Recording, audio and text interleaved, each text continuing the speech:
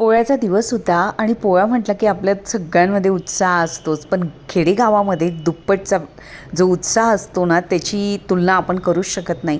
पटपट घर आवरून घेतलं, कपड्यांच्या घड्या करून घेतल्या, जरा मोकळं वातावरण होतं, उशीचे कवर धुवायचे होते तर तेही काढून घेतले, सोप्याला आवरून घ्यायचं होतं. नंतर ज्याही वस्तू पडलेल्या होत्या सोप्यावरती त्याही उचलून घेतल्या, बाकीच्या अंथरुणांच्या घड्या केल्या आणि मग सकाळी सकाळी ना मला माझे इंडोर प्लांट्स बघायला खूप आवडतात.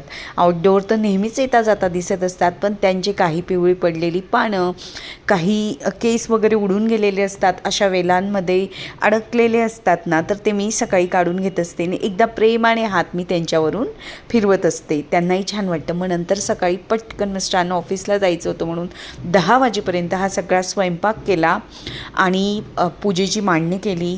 आमच्याकडे खानदेशामध्ये अशा पद्धतीने बैलपोळा साजरा केला जातो की बैलांना ना म्हणजे 3 जोड्या घेतलेल्या आहेत मी बैलांच्या आणि एक गाय.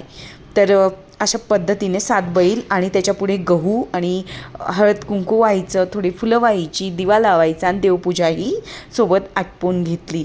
सगळे शेतकरी राजांसाठी प्रार्थना केली की त्यांचं शिवार अगदी छान असं खूप फुलू दे.